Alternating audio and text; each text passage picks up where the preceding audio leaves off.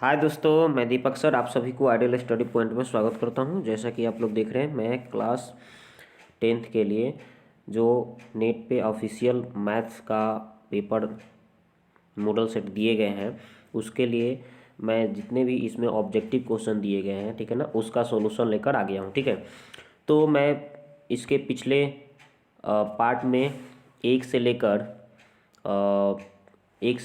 25 तक का सॉल्यूशन किए हैं और ये वीडियो का पार्ट नंबर हमारा 2 है, ठीक है ना। तो इस पार्ट में हम क्वेश्चन नंबर 26 से सॉल्यूशन करेंगे, ठीक है।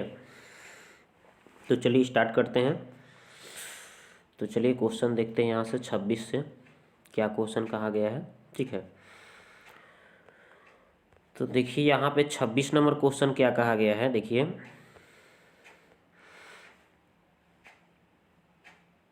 26 नंबर क्वेश्चन क्या कहा गया है कि बिंदुओं R06 तथा S8 और कितना है 0 को मिलाने वाले रेखाखंड के मध्य बिंदु का नियामक। तो जब भी मध्य बिंदु का नियामक पूछता है तो एक फार्मूला होता है x1 प्लस x2, ठीक है, बटा 2, यही फार्मूला होता है। और y1 प्लस y2 बटा 2, बस यही फार्मूला आपको लगा देना है, राइट। तो आपको क्या करना है, यहाँ पे देखिए x1 कितना है 0, x2 कितना है आपका 8 है, तो 0 में 8 जोड़िएगा तो 0 प्लस 8 लिखिएगा ना, यहाँ पे 0 प्लस 8 और बटा 2 करिएगा ना। उसके बाद में यहाँ पे देखिए 6 लिखा है और यहाँ पे 0 लिखा है, तो 6 प्लस 0 आप लिखिएगा ना और बटा 2 करिएगा। तो यहाँ पे 0 में 8 जोड़िएगा कितना आएगा आपका, तो 8 आ जाएगा और बटा में क्या लिखना है 2, ठीक है। इसी तरह से आप 6 और प्लस 0 कितना हो जाएगा 6 बटा में 2। अब इसको दोनों को डिवाइड करिएगा, इसको 2 से काटिएगा 4 बार में, इसको 2 से काटिएगा 3 बार में, यानी कि 4 और 3 आ रहा है। 4 और कितना आ रहा है दोस्तों 3 आ रहा है। तो देखिए यहाँ पे 4 3 कौन सा इसका उत्तर हो जाएगा, ऑप्शन नंबर कौन सा दिख रहा है, तो ऑप्शन नंबर इसका डी आंसर, ठीक है। चलिए अब नेक्स्ट क्वेश्चन का सोल्यूशन देखते हैं। तो यहाँ पे देखिए, यहाँ पे दोस्तों क्या कहा गया है, यहाँ पे कहा गया है कि बिंदुओं 4 6 और 8 2 के बीच की दूरी। तो बीच की दूरी निकालने का एक फार्मूला बताया गया होगा कि x2 माइनस x1 का होल स्क्वायर, ठीक है, प्लस y2 माइनस y1 का होल स्क्वायर। ये फार्मूला आपको बताया गया होगा, ठीक है। तो ये फार्मूला आपको पता होना चाहिए। तो ये हमने फार्मूला लिख दिया। उसके बाद में इसमें फार्मूला में अगर हम सेट करें तो कितना दिया गया था, यहाँ पे, तो यहाँ पे दिया गया है, यहाँ पे x2 कितना दिया गया है, x2 आपका 8 है और x1 कितना है 4 है। तो 8 में से आप 4 माइनस करेंगे, होल स्क्वायर लगाएंगे, ठीक है। फिर इसी तरह से 2 में से 6 घटाएंगे, ठीक है ना, 2 में से 6 घटाएंगे, होल स्क्वायर लगाएंगे, तो कितना आएगा 4 का होल स्क्वायर माइनस 4 का होल स्क्वायर, कितना हो जाएगा यहाँ पे 4 का स्क्वायर 16 और 4 का स्क्वायर यहाँ भी 16 हो जाएगा, स्क्वायर से माइनस खत्म हो जाता है। तो यहाँ पे 32 हो जाएगा और 32 को तोड़िएगा आप तो कितना हो जाएगा 4 चौके 16, तो 4 निकल गया, ठीक है। और 16 दूना कितना होता है 32, 16 दूना 32 होता है ना, 16 का वर्गमूल तो 4 निकल गया और 2 तो बीच में बच गया ना रूट में, यानी कि 4√2 इसका आंसर हो जाएगा। तो कौन सा इसका उत्तर दिख रहा है आपको 4√2, ऑप्शन नंबर ए इसका आंसर, ठीक है। अब चलिए अगला सवाल देखते हैं।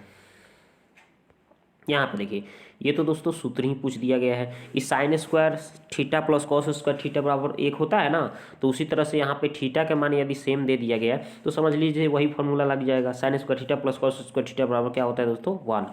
तो इसका आंसर हो जाएगा ऑप्शन नंबर सी, ठीक है। तो अगला सवाल देखते हैं। यहाँ पे ये देखिए क्वेश्चन, इसमें ये क्वेश्चन क्या कहा गया है कि यदि रैखिक समीकरणों का युग्म संगत हो तो रेखाएं होगी। तो संगत होती है कब होती है, जब उसका कोई ना कोई हल होता है, तभी जाके वो संगत कहलाती है। तो संपाती का तो होता है हल, अनेक हल हो जाता है, समानांतर का यहाँ पे कोई हल नहीं होता है, तो ये नहीं हो सकता, ये असंगत होता है। तो आपका संपाती भी हो सकता है, प्रतिच्छेदी भी हो सकता है, ठीक है, ये दोनों हो सकता है। तो इसलिए इसका आंसर दोस्तों हो जाएगा ऑप्शन नंबर डी, प्रतिच्छेदी और संपाती। हमेशा संपाती नहीं होगा और हमेशा प्रतिच्छेदी नहीं होगा, यानी संपाती भी हो सकता है और प्रतिच्छेदी भी हो सकता है, इसलिए इसका आंसर होगा आपका, तो ऑप्शन नंबर इसका आंसर हो जाएगा दोस्तों डी।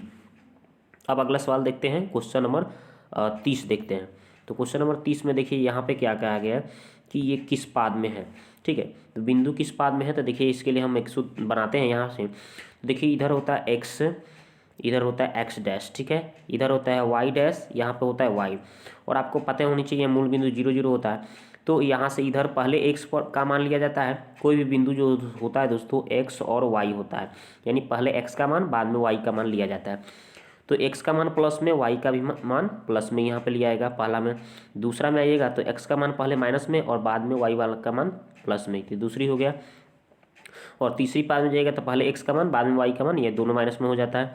और यहाँ पे आइएगा दोस्तों तो पहले एक्स का मान प्लस में और वाई का मान बाद में यानी माइनस में।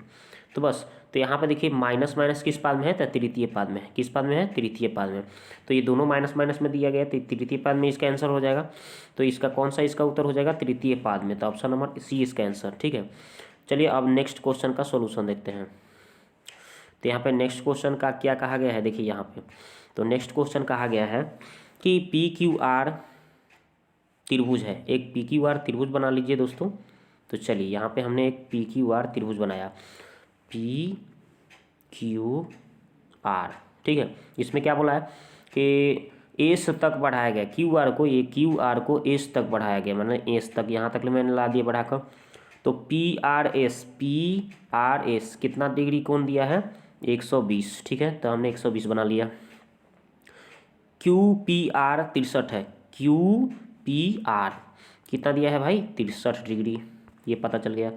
तो बोला पी क्यू आर कितना होगा, पी क्यू आर यानी ये वाला कोण हमें निकालना है, इसको हम एक्स मान के चलते हैं। तो कैसे निकलता है दोस्तों, तो आपको पता होनी चाहिए, ये जो बाह्य कोण बन रहा है ये 120, ये आंतरिक, इसके सम्मुख आंतरिक कोणों के योग के बराबर हो जाता है। यानी कहने का मतलब हो जाएगा एक्स प्लस ये कितना है आंतरिक वाला में, एक्स प्लस सम्मुख आंतरिक कोणों के योग, ये बाह्य कोण के बराबर हो जाता है। यानी एक्स प्लस 63 बराबर कितना है, 120। तो यहाँ से x का अगर मान निकालिएगा तो 120 माइनस आप 63 घटाएंगे तो घट के कितना आ जाएगा दोस्तों, तो यहाँ पे 7 हो गया, यहाँ पे 5 हो गया, यानी 57 डिग्री आ जाएगा। ठीक है, तो इसका आंसर कौन हो जाएगा, 57, ऑप्शन नंबर बी इसका आंसर। अब चलिए नेक्स्ट क्वेश्चन का सॉल्यूशन देखते हैं। तो नेक्स्ट क्वेश्चन क्या कहा गया है कि यदि किसी त्रिभुज के कोण का सौंधिभाजक विपरीत भुजा को सौंधिभाजित करता है तो त्रिभुज होगा। तो देखिए हम चलिए एक त्रिभुज बनाते हैं। ये त्रिभुज हमने बना लिया, कोण को सौंधिभाजित करते हैं। यहाँ पे मैंने ए लिख दिया, यहाँ पे बी, यहाँ पे सी। यहाँ पे एक कोण को सौंधिभाजित कर रहे हैं, यहाँ पे देखिए एक सौंधिभाज कर दिया, एकदम बीच से काट दिया, सौंधिभाज कर दिया। ठीक है, ये पता चल गया। तो विपरीत भुजा को सौंधिभाजित करता है, विपरीत भुजा को भी सौंधिभाज कर दिया। ठीक है, ये वाला। अब ये इसके बाद में तो त्रिभुज क्या होगा, तो यहाँ पे देखिए, यहाँ पे ये वाला जो त्रिभुज बनाएगा 90 का कोण बना रहा है, ये वाला भी त्रिभुज बना रहा है, तो क्या बना रहा है, 90 का कोण बना रहा है। यानी कि इस त्रिभुज में भी 90 हो गया, इस त्रिभुज में, यानी कि ये कैसा त्रिभुज हो जाएगा, तो समकोण हो जाएगा। कैसा हो जाएगा दोस्तों, ऑप्शन नंबर डी इसका आंसर हो जाएगा। तो चलिए अब नेक्स्ट प्रश्न को उत्तर देखते हैं। ये देखिए, ये तो बहुत सिंपल है। बोल रहा है कि आप एक ABC त्रिभुज बना लीजिए। ठीक है, ABC, और इसमें आपको क्या करना है, यहाँ से D और E खींच लीजिए। ठीक है, और यहाँ पे बोला गया है कि DE समानांतर, ये DE समानांतर क्या है, BC है। तो DE समानांतर BC है, तो बोला है कि AD बटा DB, ठीक है, बराबर क्या होता है, यहाँ पे तो थेल्स पर में लग जाएगा ना जी दोस्तों। यहाँ पे BC समानांतर जब DE है तो थेल्स पर में क्या होता है, AD बटे DB और AE बटे EC। ये तो हम पहले से सिद्ध कर चुके हैं, पर में 6.1 कर चुके होंगे आप, NCERT के बुक में दिया गया है। ठीक है ना, थेल्स पर में ये होता है। तो जब AD बटे DB का मान आपको पता चल गया, 2 बटे कितना है, 3 है, जो किसके बराबर है, AE बटे EC के बराबर है ना, ये है। तो आपको तो पता चल गया ना, AE बटे EC का मान कितना हो जाएगा, वही तो हो जाएगा 2 बटे 3। तो बस इसका आंसर क्या हो जाएगा, 2 बटे 3, ऑप्शन नंबर बी इसका आंसर। ठीक है, अब चलिए अगला सवाल देखते हैं। ये देखिए क्वेश्चन नंबर 34, देखिए यहाँ पे क्या कहा गया है कि आपका ABC एक त्रिभुज है और एक DEF है त्रिभुज। ठीक है, चलिए एक बार ABC बना लेते हैं, ABC, और एक त्रिभुज और बनाइए जिसका नाम लिखिए DEF, ये हमने लिख दिया।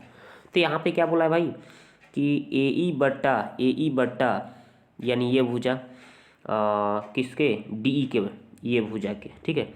और बी सी, कौन सा बी सी, ये वाला भुजा, ठीक है। बी सी बटे कौन सी, एफ डी यानी ये भुजा, ठीक है। तो इसके हिसाब से देख रहे हैं ना, इसके बीच में ये भुजा और ये भुजा के बीच में कौन एंगल कौन मिल रहा है, बी, ये वाला। और इन दोनों के भुजा के बीच में एंगल कौन मिल रहा है, ये वाला। यानी कि बी बराबर क्या हो जाएगा दोस्तों, डी हो जाएगा संगत कोण, ठीक है। बी बराबर डी, कौन सा ऑप्शन दिख रहा है, ऑप्शन नंबर सी इसका आंसर, ठीक है। अब चलिए अगला सवाल देखते हैं। अगला सवाल यहाँ पे देखिए, यहाँ पे क्या कहा गया है, तो इसको देखते हैं। इसमें क्या कहा गया है कि दी गई आकृति में पी क्यू केंद्र ओ वाले वृत्त का स्पर्श रेखा है, ये तो ओ क्यू का मान कितना है, 3, ये तो 3 दे दिया। और पी क्यू का मान क्या बोला है, 4 सेमी। पी क्यू का मान कितना है, 4। तो आपको पता होनी चाहिए यहाँ पे 90 का कोण बनाता है ना। त्रिज्या क्या होती है, स्पर्श रेखा पर लंब होती है ना, 90 का कोण बनाता है। तो ये भुजा आपको निकालने की बात की गई है, ओ पी।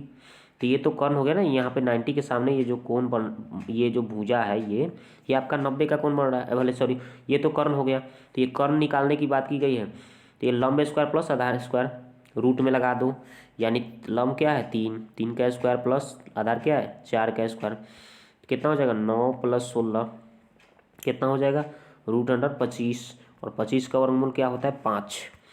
तो इसका आंसर आपका कौन सा दिख रहा है, 5 कौन सा दिख रहा है, ऑप्शन नंबर सी। अब चलिए नेक्स्ट प्रश्न का सॉल्यूशन देखते हैं।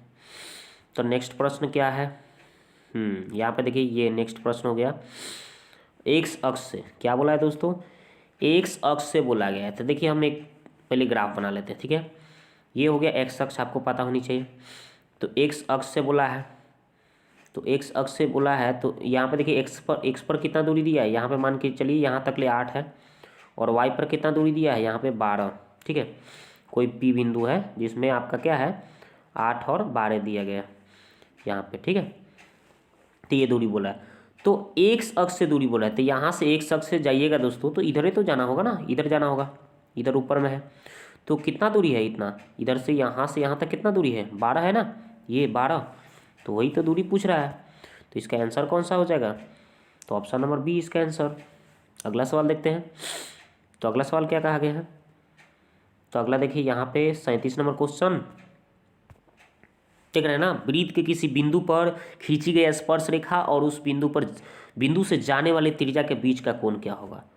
यानी एक वृत्त बनाना है आपको, और इस वृत्त पर क्या है एक स्पर्श रेखा खींचा गया है, और इस ये स्पर्श रेखा है, और उस बिंदु से जाने वाली त्रिज्या है। देखिए बिंदु से, ये जो बिंदु है ये बिंदु, इस बिंदु से जाने वाले ही त्रिज्या जो है, त्रिज्या पर क्या होते हैं, त्रिज्या के बीच में जो कोण बन रहा है ये कितना का कोण बनता है दोस्तों, समकोण बनता है, यानी 90 का कोण बनता है। इसलिए इसका answer option number C 90 degree. तो ये तो आप देख लिए ना कि कितना होगा 90। तो अगला सवाल देखते हैं अब। तो अगला सवाल क्या कहा गया है, ये देखिए अगला क्वेश्चन क्या कहा गया कि दी गई आकृति में आपको क्या देखना है कि टीपी किधर है जी भाई, टीपी ये वाला है ना, और ये टीक्यू ये वाला टीक्यू ओ केंद्र वाले वृत्त पर इस प्रकार है स्पर्श रेखा है, देख रहे हैं ना कि टी पी क्यू ये वाला, ये कितना है भाई 50, पी टी क्यू ये वाला कौन दिया है, कितना दिया है भाई 50 दे दिया। आगे देखिए अब बोला है तो पी ओ क्यू कितना है भाई, पी ओ क्यू ये पूछ रहा है। तो देखिए यहाँ पे आपको पता होनी चाहिए, यहाँ पे ये त्रिज्या जा रही है, तो त्रिज्या यहाँ पे जब जा रही है तो यहाँ पे कितना का, यहाँ पे आपको 90 का कोण बनता है। ये भी त्रिज्या जा रही है तो यहाँ पे भी 90 का कोण बनेगा दोस्तों। तो ये 90 हो गया, ये 90 हो गया, ये भी 90 हो गया। तो ये 90 180। यहाँ पे चतुर्भुज है ना, 1 2 3 4 भुजा है, तो चतुर्भुज के चारों कोनों का योग कितना होता है दोस्तों 360। और यहाँ पे 90 180 हो गया, यहाँ पे 50। तो 360 है, और ये आपका कोण निकालना है बीच वाला, और तीन को कोण दिया है, चारों कोनों का योग कितना होता है 360। तो यदि आप इसको x मान के चलते हैं, यहाँ पे जो निकालना है इसको x मानते हैं, और ये 90 हो गया, ये भी 90 हो गया, ये 50 हो गया। तो 90 + 90 है ना, आप लिखेंगे ना 90 + 90 प्लस ये एक और दिया है ना इधर 50, ठीक है, ये बराबर कितना होगा भाई 360। तो आप इसको ऐड करेंगे तो कितना हो जाएगा 90 90 180 और 50 कितना हो जाएगा 130, 130 हो जाएगा, 130 हो जाएगा बराबर 360, ठीक है। तो ये 130 घट जाएगा जाकर 360 में से, 360 में से आपका जैसे ही 130 आप घटाएंगे ना, क्योंकि यहाँ पे ये 50 था, ये 90 है, ये 90 है, तो 50 90 90 ये सब जोड़ देंगे हम तीनों को तो 180 + 50 8 5 13 यानी 130 नहीं 180 + 50 230 हो जाएगा ना दोस्तों। 180 + 50 इसको जैसे ही ऐड करेंगे तो 0 8 5 13 230, तो 230 इसको माइनस करना पड़ेगा ना, तो 230 जैसे ही माइनस करिएगा तो 0 यहाँ पे 3 130 आ जाएगा दोस्तों। क्या आंसर आ जाएगा दोस्तों 130, कौन सा है ऑप्शन नंबर ए इसका आंसर।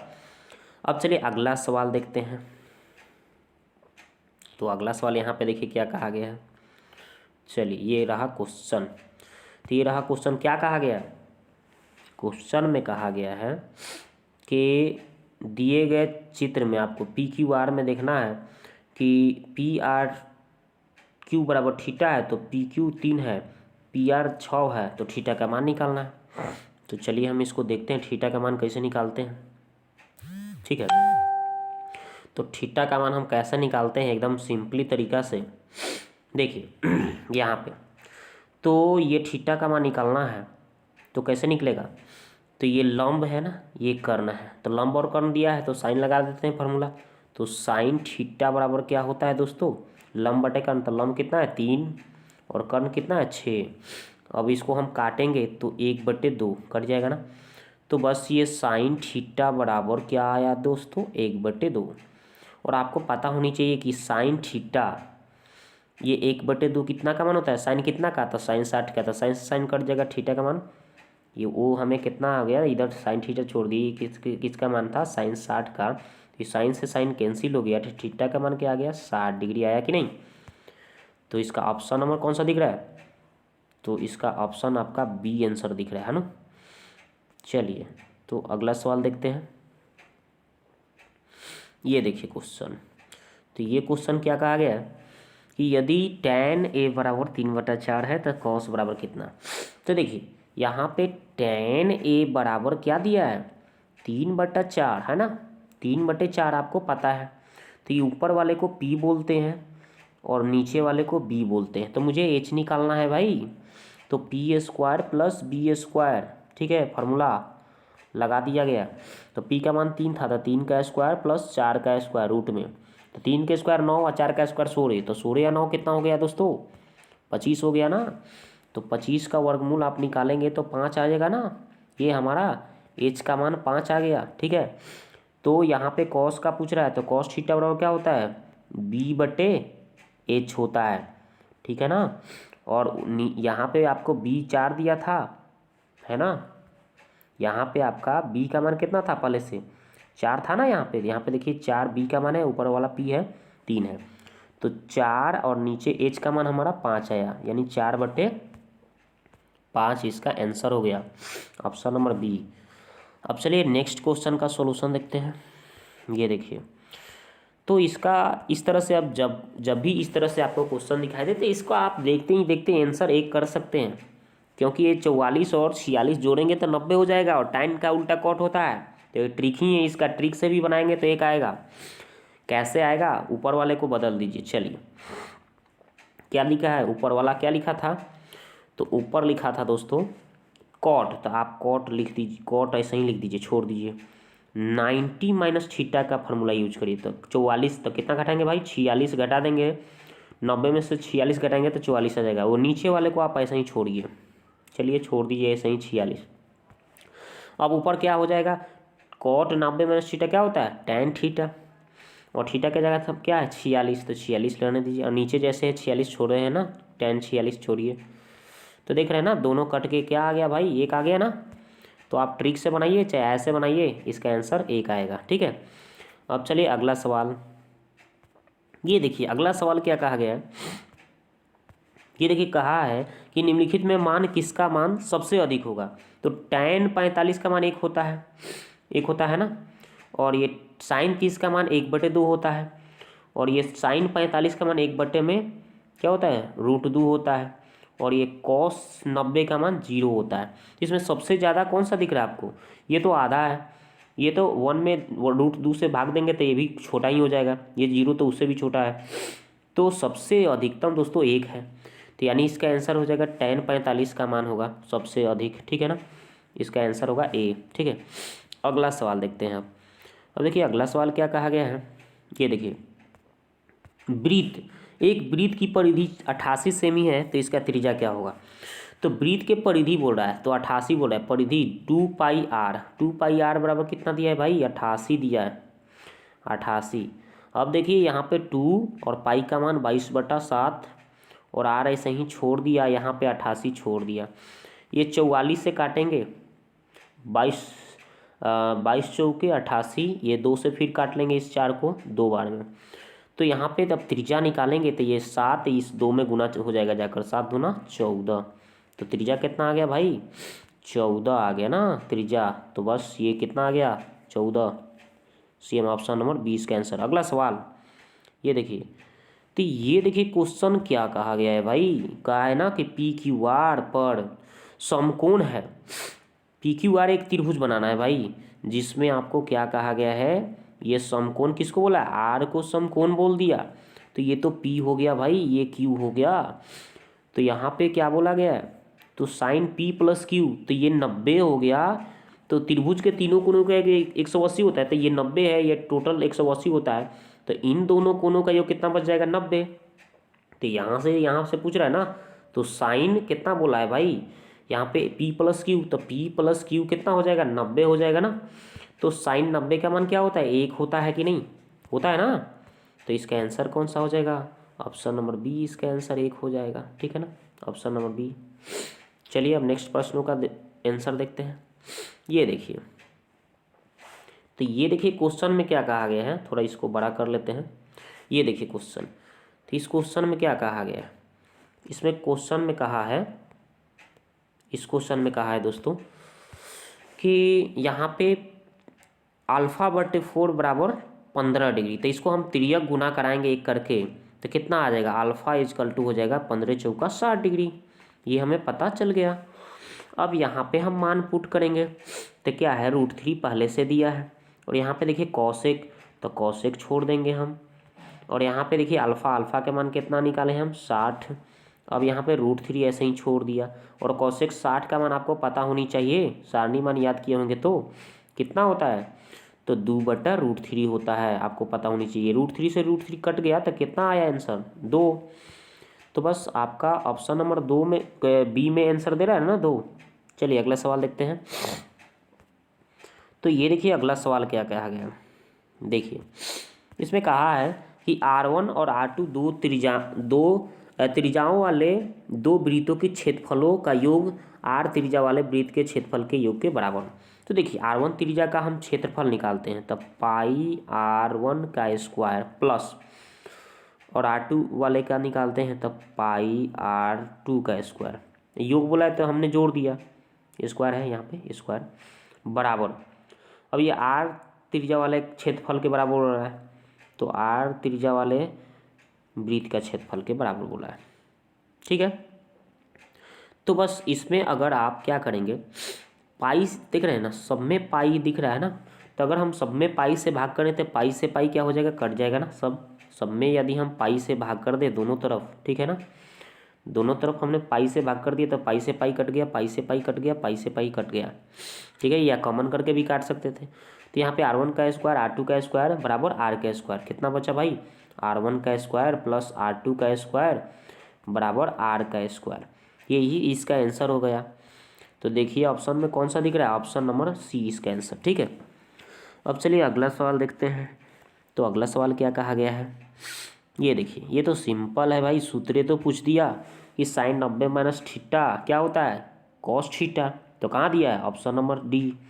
यहाँ पे थीटा रहेगा तो थीटा, ए रहेगा तो ए होगा। अगला सवाल देखते हैं। ये तो हाइट एंड डिस्टेंस से है।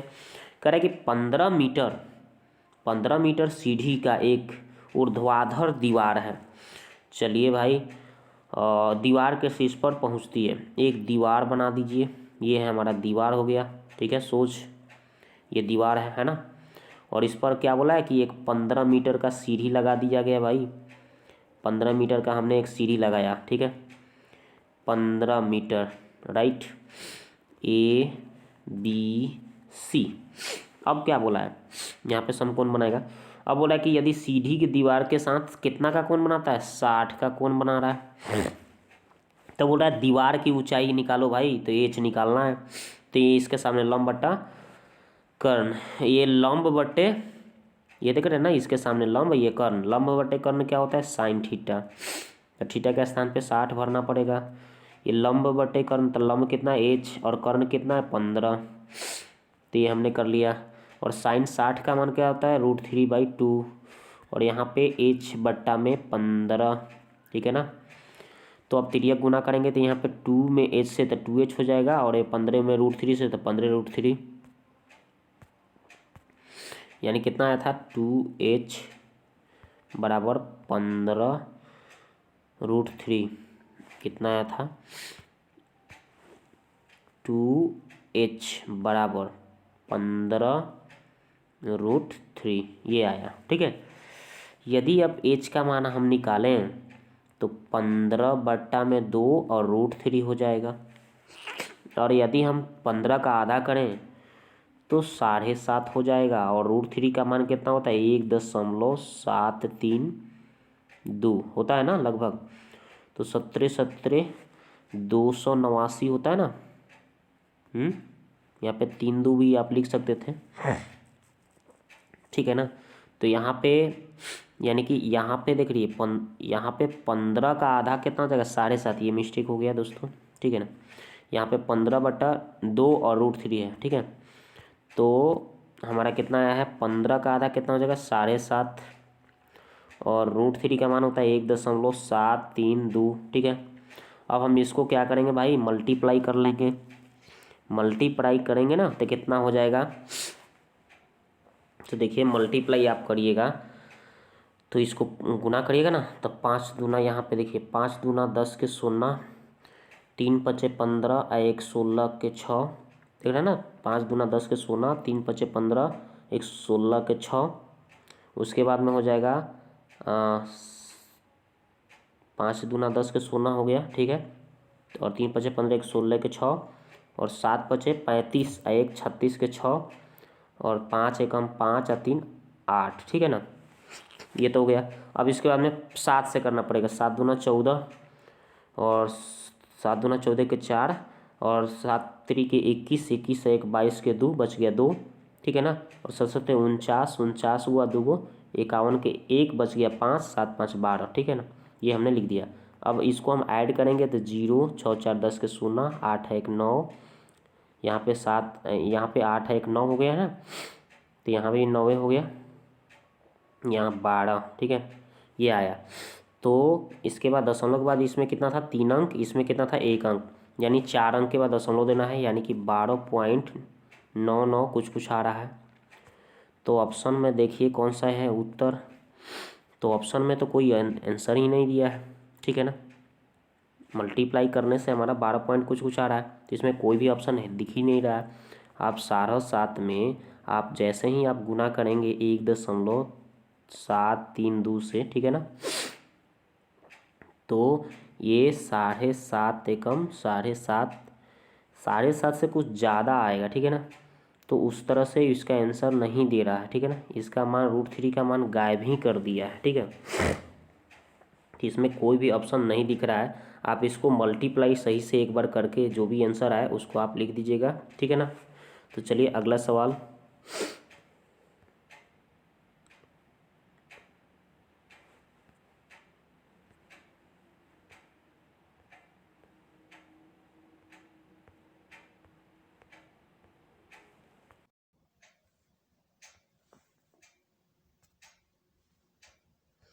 तो कितना बता रहे थे आपको दोस्तों? क्वेश्चन नंबर ये हम बता रहे थे ना आपको। आपका क्वेश्चन नंबर था ये वाला। तो हाइट एंड डिस्टेंस में ये हम क्वेश्चन 48 नंबर सोल्यूशन करा रहे थे ना। तो इसमें देखिए, तो इसका आंसर हमारा 12 पॉइंट कुछ आ रहा था ना, 12.99 कुछ आ रहा था। यही इसका आंसर होगा जो ऑप्शन में नहीं दिया गया है, ठीक है ना, आप देख लीजिएगा। चलिए अगला क्वेश्चन ये देखिए। तो इसका आंसर क्या होगा दोस्तों? इसका आंसर सिंपल, इसका आंसर हो जाएगा, देखिए कॉट 1 इंटू कॉट इतना, ये दोनों को जोड़ने पर 90 डिग्री आ जा रहा है। एक को चलिए हम चेंज करते हैं भाई, कॉट 90 में से कितना घटाएं कि एक आ जाएगा, तो यहाँ पे 89 घटा देंगे। और ये बगल में जो दिया है कॉट, इसको छोड़ दीजिए ऐसे ही, कॉट 89 ऐसे ही छोड़िए। तो कॉट 90 में थीटा क्या होता है? Tan theta. यहाँ पे टैन 89 हो जाएगा। यहाँ पे पहले से कॉट 89 दिया गया था, तो यहाँ पे एक सूत्र लागू हो जा रहा है, tan theta into cot theta बराबर क्या होता है? 1 होता है। ये दोनों एक जैसा है ना, इसलिए थीटा मान के चलिए। तो इसका आंसर होगा 1। तो कौन सा उत्तर दिख रहा है आपको? ऑप्शन नंबर ए इसका आंसर, ठीक है। अब चलिए अगला सवाल देखते हैं। ये देखिए अगला सवाल। तो अगला सवाल क्या कहा गया है कि आर त्रिज्या वाले गोला का संपूर्ण पृष्ठ क्षेत्रफल, तो आर त्रिज्या वाले गोले का संपूर्ण पृष्ठ क्षेत्रफल 4πr², आप याद किए होंगे सूत्र। अगला सवाल, तो देखिए अगला सवाल का सॉल्यूशन मैं नेक्स्ट पार्ट में लेकर आऊँगा। तो वीडियो आपको अच्छा लग रहा है, ठीक है, तो आपको तो लाइक और शेयर करना फ़र्ज बनता है। तो आप इतना लाइक और शेयर करिए दबाकर, ठीक है ना, ताकि मैं इस तरह से आपके लिए वीडियो और लाते रहूँ। वीडियो को देखने के लिए आपको बहुत बहुत धन्यवाद। मिलते हैं नेक्स्ट वीडियो में।